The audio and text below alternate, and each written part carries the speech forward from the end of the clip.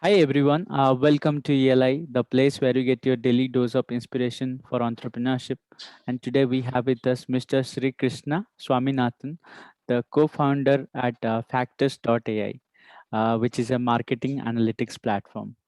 Sri is a graduate of IIM Calcutta and has worked for companies such as Cognizant, Dabur, Allegro Capital Advisors, and InMobi before starting his own venture. Hi Sri, welcome to ELI. Hi, nice to meet you, Priya. I would request And you to introduce yourself to our audience. yeah, hi everyone. Priya, thanks a lot for inviting me to this call, and it's a privilege to be part of this. Sri Krishna here. I was born and brought up in Chennai, and after that, college in Bangalore in RV College here in Bangalore. And post that, MBA at IIM Calcutta. I did, as you mentioned, I had worked at Cognizant, I had worked at Dabur India Limited, Allegro Capital, which was in the investment banking side.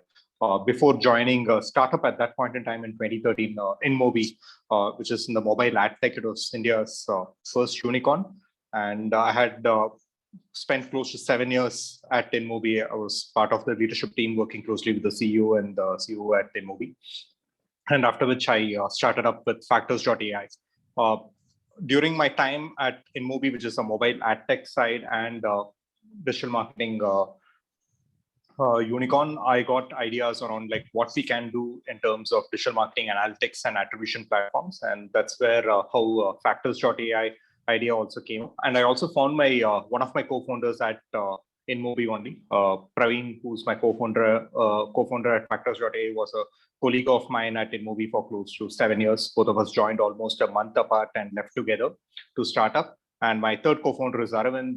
Aravind and myself had been part of were classmates at RV College of Engineering undergrad.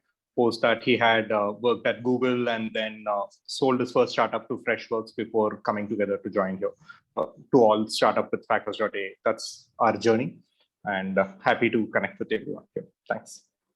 So, to start with, I would like to understand about what is Factors.ai.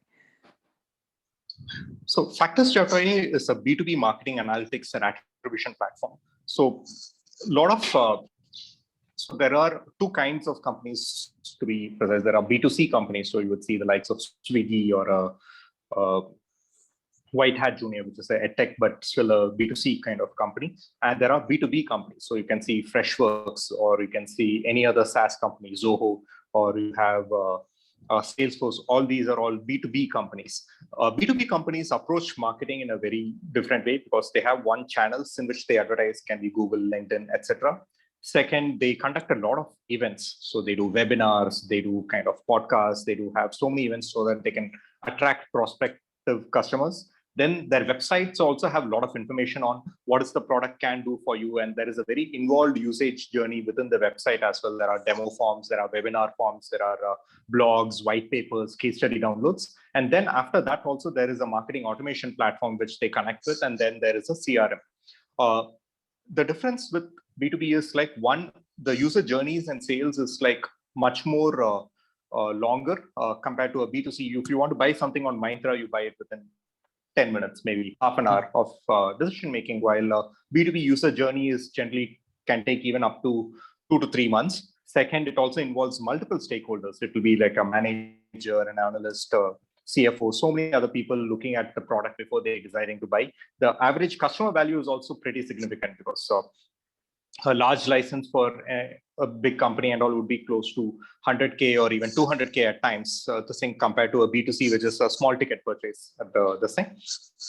And the user journey is also very loopy. That is, the first the customer will come, sign up for a demo, see a demo, then he'll go back, read the white paper, come back, and this thing. So what we are doing at Factors.ai is, one, working with these B2B marketers and B2B companies and their marketing teams to solve for their marketing analytics and attribution problem. In a sense, what we do is we connect with all the data points which they have, right from their channel data, which is their Google, Facebook, LinkedIn campaign data. We connect with their website data. We connect with their marketing automation data and CRM data, build a data lake. And once we have all the marketing data in one place, we'll be able to automatically do a couple of things. One is like the users can then build dashboards of user journeys and data around it, attribution analysis. They can do each and everything, like which user did what before they eventually signed up as a customer or signed up for a demo, etc. And the most important differentiated feature which we do, and which is backed by the algorithm developed by my co-founder, is automated insights on the underlying data. That is, without you specifying a direct question, you can just say, this is my end goal. That is, my end goal is to see what are the factors affecting people signing up. What are the factors which is affecting people downloading a particular white paper. Automatically, we look at each and every user journey and path at our end, and then rank them in order of relevance, just like how a Google search works. That's where the AI part of factors.ai comes. And hence, this basically the product enables B2B marketers to take important marketing decisions faster and better and in a more efficient manner, so that it not only saves time, it also makes sure that they get a very higher revenue stream from this effort. So that's what our product does. And we are targeted on B2B marketers. Marketing teams are our ideal buyer persona. Our company's ideal customer profile is B2B companies and B2B and SaaS companies. And that's where we are. Okay. Can you help us with the example? So I understood most of what you said because I belong from a marketing fraternity. But to a layman, how would you demonstrate your product and help us with the example of a real life implementation? You need not name the client or anything. Just what is the use case, how it works. So very simply, as I mentioned, that we target and work with other B2B and SaaS companies. So any SaaS company which is globally available, whether it's India-based SaaS companies or US-based SaaS companies, is a prospective client for us. Most of these companies would have a very strong website. On the website, you can go and check out at any SaaS company. You would see a demo sign-up form. You would see a pricing for page. You would see a case study page. You would see this thing. So they have a solid website. When you search their name on any channel, whether it's a Google or even LinkedIn or something, you would have a ad coming up, or you would have any kind of a form fill ad which is coming up. Once you go to their website, there'll be a chat bot application, which is where you can even talk to an SDR representative. And once you fill up the form, the data goes into the back end of that particular company, and then they'll be sending emails to you regularly saying that, okay, have you checked out, we have released a new feature, this is something new thing which is coming up, or this is a new case study from a prominent client of ours, etc. This is how a B2B website would look, and this is how they do marketing. What we do is, one, we have a JavaScript SDK which goes into the B2B site and we integrate it. JavaScript SDK is something like a backend code which captures each and every event and user action which happens on the particular website. Let's say if a user comes and fills up a form, or if user comes and scrolls on a particular page, user comes and clicks on a particular link, or user comes and downloads a particular white paper, we'll capture each and every user action using. That's what the JavaScript SDK in the backend does. We also do very simple OAuth-based API integrations with the channel data and the CRM and the automation platform and the chat platform. So what this means is, a simple API integration is a way to actually bring in data from one place into another place. So as I mentioned, a B2B company would be spending on Google, Facebook, LinkedIn, Bing, so many other things. You need to bring the data into one place. And similarly, you have to bring the CRM data into one place. Then only you will be able to see the user journeys from end to end at your end. Otherwise, there won't be the thing. So we do simple OAuth-based authorizations to integrate the user journeys end to end and figure things out. That's what we do. And once you get all the data in place, that's where our algorithm comes into place. And it's really fantastic in the way automatically it enables the users to figure out what's working and what's not working in a very simple way. That's what we do. Okay. At a very base level. As the name suggests, in other words, you're trying to find what factors drive a company's marketing efforts or results, if I may say. Correct.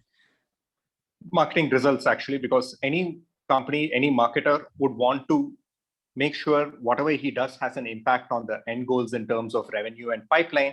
We actually are a revenue acceleration platform where we are automatically able to figure out for the marketer to say that, okay, you do these actions resulted in this kind of impact. And if you do more of these actions or less of these actions, this is how the impact will change. And now you can figure out for yourself what works, what doesn't work, and take the best course of action. What is the current scale of operation? Our current scale of operation is we work currently with 16 customers, and we have close to a $10,000 plus in terms of monthly revenue run rate. And we are scaling up on a month-on-month basis. So a couple of months back, we were barely more than $2,000 in revenue. So we are doubling, tripling in the month-on-month basis. We are still in beta stage, working with a small set of customers, and we are setting up a US go-to-market so that we expand into a larger scale set of customers as Fair enough. Now would well. like to understand how you came up with this idea. What inspired you to build such a venture, and why this problem statement or this idea was so dear to you that you thought of building a venture out of it? Two, three things happened as such. One is like my co-founder Arvind, in his time at Freshworks, he has seen Freshworks had done significant effort to bring together the multiple channels of data which they had, both in terms of the ad channels, in terms of their website data and their CRM data. And for that, they had to use a pretty strong engineering team and also a lot of time in integrating the data. And he thought like data is very important for any marketer. Data-driven decision-making is very, very important. For any company also, data-driven decision-making is important. And most importantly, as companies grow in this new digital age, marketing drives growth as well. So, and which means like you spend a lot of money on marketing, and you need to be on top of it at each and every point to know like what works versus what doesn't work based on your marketing budgets. So one, the problem was very important. Second, the amount of effort which takes to actually bring together all the data and then see how is the user journey happening and what are the kind of things which can, what are the key factors behind your key result points or KPI points which are there, is taking a lot of time and a lot of engineering effort to figure out. So he thought like there is a huge opportunity in that, and he went ahead and looked at how you can solve the problem with a AI-based system. There are many dashboards available. There are many places like you can put together all the data, and then even if you put together data with the kind of data explosion which is there, without AI, you won't be able to find patterns on that around that data. So he went for an AI first approach to it, and he built an algorithm, and that was the first starting point and initiative which is there. And that algorithm was built on a more generic basis. It can process any event stream data. And then we started talking, myself and Praveen and Arvind started talking. We thought like there is a great opportunity for it in the marketing analytics space, because at a global level, given when we, as we were at InMobi, we were able to see how most of the advertisers globally were evolving, how they are shifting spends from traditional media into digital media. And they are also trying to see what is the kind of return on marketing investment at each and every point. And that's where we thought like, okay, applying this event stream algorithm into a marketing analytics use case makes sense. And once you get to that, then it's more of a course of narrowing. We can approach a B2C set of customers, or we can approach a B2B set of customers. We chose to take up a B2B set of customers because SaaS at an overall level and B2B as an overall level was also growing. And we took a choice of moving into one direction. I wouldn't say that B2C is not great or B2B is not great or something. It was more of a direction choosing, because at any small scale startup stage, you need to have a certain very clear focus. Once you focus narrowly, you'll be able to build a very strong product and proposition for that narrow audience, and then you can build a business on top of it. That's where it is. Okay. And once you built the product, how did you find the initial setup customers for your product? So initial set of customers generally comes from your warm references and people who you know as such. And some of them were from, quite a few of them were from India as well, because it came through our internal networks, both from our friends from the industry and also investor references and others which we had. And we found the initial set of customers, and we built the product along with them as well, because what we had was a great algorithm, but then we have to build a product around it. And that, so for that, the technology actually becomes a product is where the key thing is there. And we worked with them, and they were also patient enough to us to give us very solid feedback, and we were able to iterate on that and then build a more solid product. And initial set of customers came from our own internal network and friends and other references which we had. And we built the product with their feedback and ideas around that. And then once we have the initial set of this thing, we move from alpha to a beta, where like now we are ready to actually now acquire more customers. I wouldn't say that the product is fully built enough for product market fit, where we know like exactly what we give is just simple self-serve motion. You can just take it and run. We are still iteratively doing the finishing touches on the product and then building out. That's awesome. Okay. Since you mentioned you have not achieved product market fit, what are the different pivots that you are trying right now to make it fit to the market? Actually, we are not doing any pivots as such.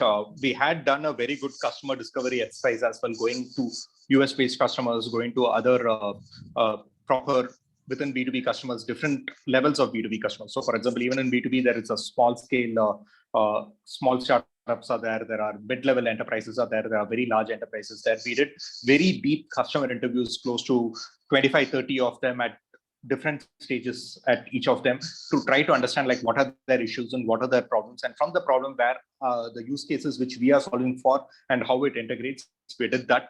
And then we were able to narrow down in terms of like, okay, this is the segment which would work very, very well, both in terms of the need for the problem, need for the product, the priority for that product, because the problem is very, very heavy for it, and also the pricing and the payability for the same product. Those things. So all those things which we are able to. So we haven't done a pivot, but what we had done is we have gone more focused and core in terms of like our ideal customer profile, our buyer personas, and also what will be the GTM motion for this buyer persona. That's something which we have come very close to. So we work with clients who at least have a Salesforce implementation. They use a prominent marketing automation system. They spend on a couple of channels. Their marketing team is at least more than 4 to 5 people. Significant in terms of the marketing team and how they do it. And hence they would be able to, one, the problems which we are talking about is something which is significant for them and working for them. And once you have that focus is when you would also be able to do very well for that set of customers, and you will be able to attract a lot of customers of similar, because you would be able to give not just solve a problem, you will be able to give joy for them, saying that, okay, this is something which is so good for them in so many ways. Okay. That's can you tell us about any North Star metric that you follow at your company? At a fundamental level, at a startup stage, the only North Star metric which we follow is very, very clearly what is our monthly revenue run rate. Because we work on a month-on-month basis, we don't work on a quarter on a ARR basis. What is our MRR basis? And most importantly, our MRR from our ideal customer profile. So the way we attract revenue and how you attract revenue should be into that focus, so that you have a very clear focus and you have the focus on improving your MRR on a month-on-month basis. That's the only two things which we focus on, nothing else. Okay. Speaking of revenue, can you tell us any growth hacks that you have been trying to increase your revenue or maybe acquire more customers? So 2-3 things. One is like the world has changed a lot. Like earlier, a lot of companies used to bid on Google ad keywords, and that used to be cheap. And then they used to have that online and inside sales motion, which is happening. Now the Google ad keywords have also become very costly. At an early stage, you can't afford so much of Google channel spend as well. Secondly, there is also a lot of noise in the market, because as there are always similar products or like similar kind of positioning by other competition or even alternate segment products which are there.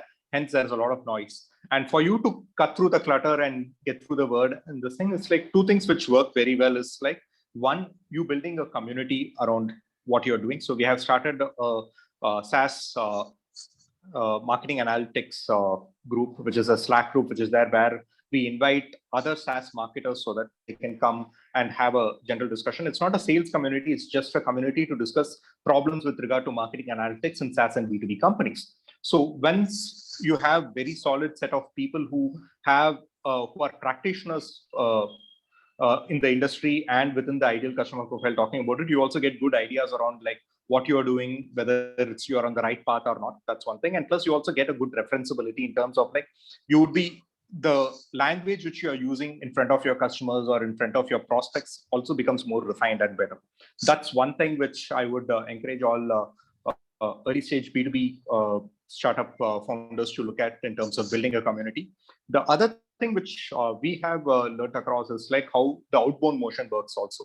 So there are two things, what we call as in sales. One is the inbound motion, where like people come and sign up on your website for your product, which will be basically through a Google ad or a LinkedIn ad, or even directly through SEO.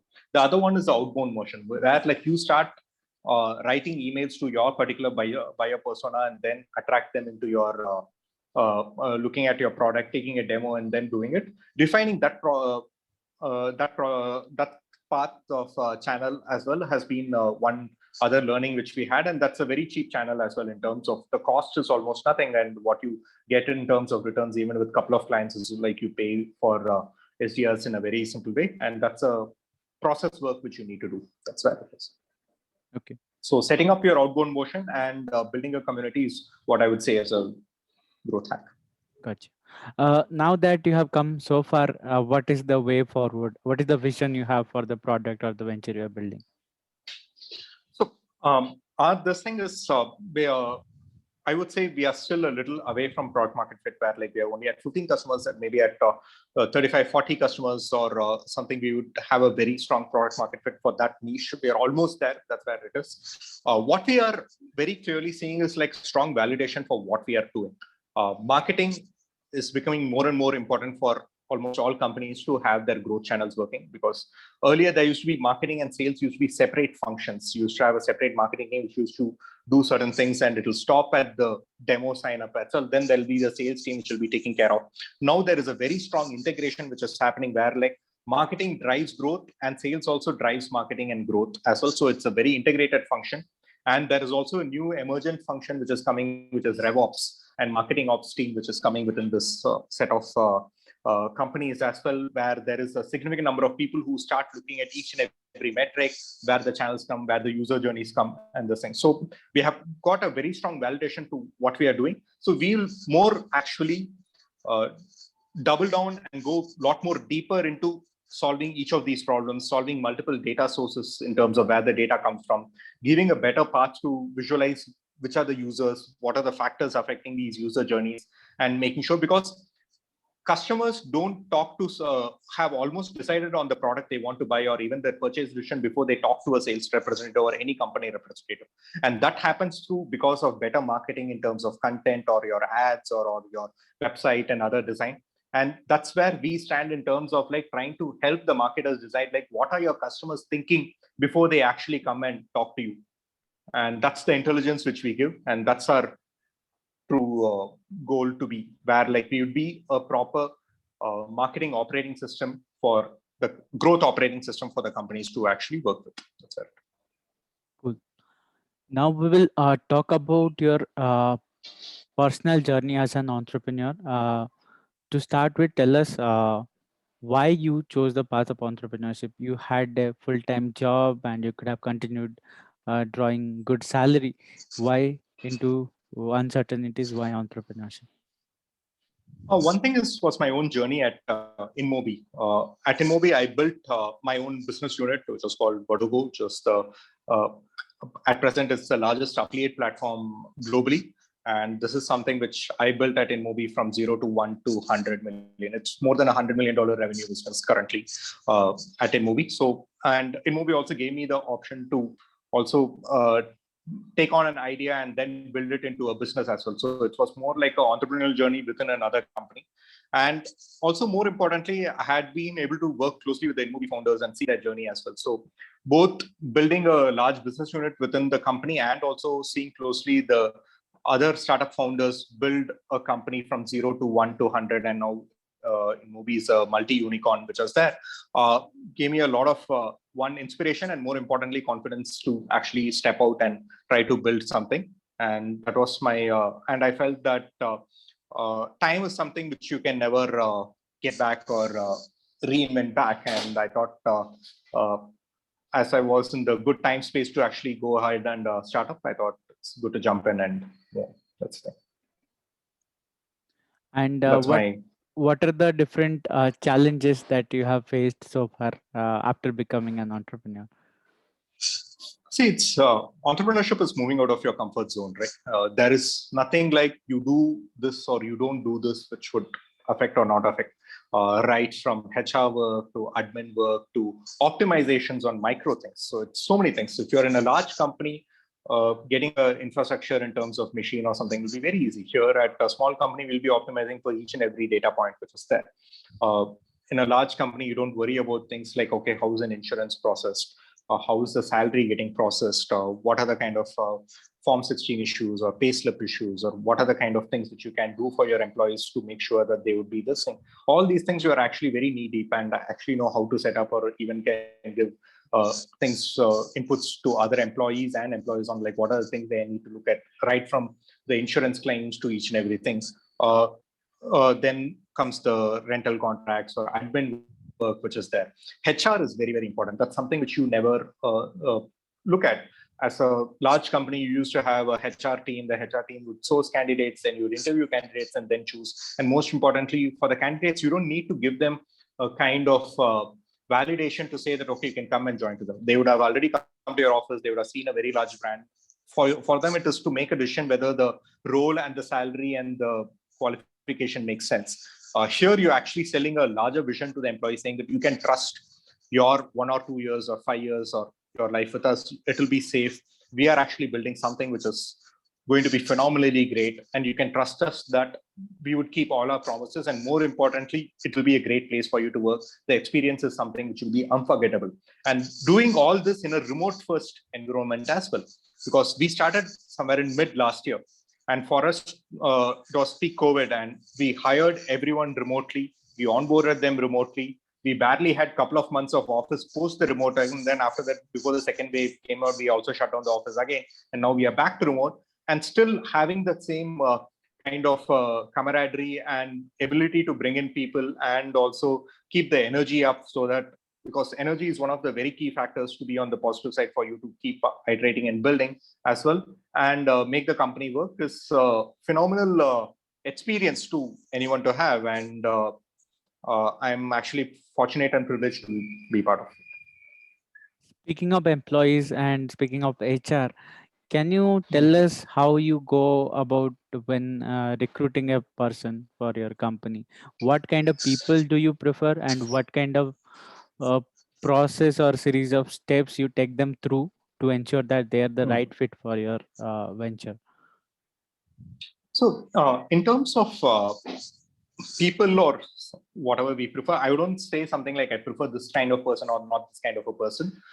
I go with a form of complete honesty.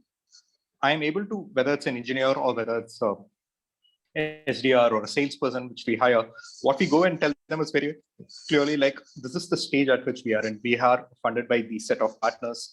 Our background is this. This is what we are building. This is where we see the scope. And I also tell them honestly, like every startup, there is a probability of failure, because they would always have an option of working with another larger company, something like a PayPal or a Microsoft, instead of working with us and this thing. But I also clearly tell them like, what are the advantages of them working with us compared to, let's say, working with a large company in the sense. A large company, you get a certain comfort about your job and role, or even a pay or something. Here, we take care of your pay and the job and the role, but we also make sure whatever you do, you have a lot of autonomy over what you do. So the kind of learning experience which you have with us for 1 year would take at least 2.5 to 3 years working with a much larger company. That's one thing which we talk about in terms of our pitch side. And we also say that I understand something like, I may not be able to pay so much, let's say like a very large company, but at the same time, I'm giving you stock options. The chances of these stock options having a much higher reward option is also there in one side. The second part is like, I'm giving you great experience. So what you are leaving out is like, you're not leaving out your salary, but you're also getting a great experience. So let's say even if we don't succeed in the next 3 to 5 years, the chances of you getting a much better job is much better because you have worked with us, because the kind of experience you have, both in terms from the engineering side or in the process side or in the kind of general management side, would be far superior than what you would kind of experience with Shell. So this is the kind of pitch I give it to them. And I also lay out everything to them honestly and then ask them to make a decision. And that's when it also comes out, it's like when you're completely honest, the employees or your prospective employees also trust you. And that trust is something which I never want to leave aside at any point in time. And there has also been, in the last 1 year, we haven't had more than 2 candidates who have left us in terms of this thing, and both for very in a very cordial terms and very solid reasons. One of them had to wanted to go back to a much larger company because he had been working with startups for a very long time, and he's getting married and he wanted to settle down in this thing, and that happened. Another candidate who was with us is planning to go for a postdoc, and hence he's leaving us. There hasn't been any other case of attrition with us, and we have been able to hold the flock together very well, and we are very proud of ourselves, and also very thankful and obliged to the people who put their trust in us. I think that speaks a lot about the culture you are building in your company. Having said that, to build a product company, you need a lot of expenses, and you also need to pay your employees. But till the time you have not got a product market fit, there is no serious revenue to support these kind of expenses. Can you tell us about how are you managing finances if you have raised fund? Tell us about the experience. One thing is, of course, initially we put in our own some amount of money, but then we also we realized that to build a solid product which can be world class and compete with the likes of Adobe's Visible and Google Analytics Enterprise and other things, we need to actually have a much larger team, and hence we would need venture funding. That's something was a clear early realization which came compared to the bootstrap mode, which is also pioneered by quite a few SaaS startups in India. And we raised venture funding, seed funding early mid last year from two venture investors. One was Emergent Ventures, which is based out of San Francisco, and Elevation Capital, which is earlier called Safe Partners. And we also had quite a few angels backing us, right from the InMobi founders to Girish Mathrubootham of Freshworks, Krish and Rajaraman of ChargeBee, and Ramakant of LiveSpace. So that's it. Awesome. So, go on. Yeah. So just to answer your question, we had a fundraise before we did this. Yeah. So my final question, tell us about the different lessons that you have learned as an entrepreneur so that we can take them away and apply it in our ventures. And more importantly, we don't have to go through the same learning process that you have gone through yourself. Okay. One thing is like absolute honesty for yourself in terms of trying to understand what works versus what doesn't work. And because sometimes you try to think like, I think I can make that work, or maybe customers would like this or something of that sort. On the other hand, you have to reverse the whole question to say like, first, brutally be honest and ask the customer saying that, is this a real problem for you? Is this a high priority problem? If this is a high priority problem, how have you tried to solve this in the last 6 months? What will you do if you don't have something like this? Having that question very, very clearly, especially as a product company, helps you actually avoid a lot of costly mistakes. Because once you start engineering and before you write a piece of code, if you ask these questions right, you'd be able to come back and write the code in the right form and build the product so that that's something which the customer likes. On the other hand, if you build something and then go to the customer, the customer might not be able to give the right feedback on what is good, what is not good, and all those things. And plus, since you have built something, the tech debt, and also since once you have taken a direction on something, it'll be very difficult for you to come back. So as some people put it very clearly, in an early stage of a startup, direction is more important than speed. A lot of people emphasize on speed, but first you have to get the direction right. And once you get the direction right, then you can double down, get the speed, and get the execution and everything else in place. So that's something which I have learned. And personally, it's a very humbling experience as well, because it's like you are without any frills. So you have to find ways to actually talk to people, get people to talk to you, get people to give you open, honest answers on like what is their real issues and around this, and then you build around it. That's how it is. Okay. Just one more question I wanted to ask, but I missed somehow. Tell us what you understand by the term entrepreneurship. What is the meaning of entrepreneurship to you? Well, that's a very loaded question.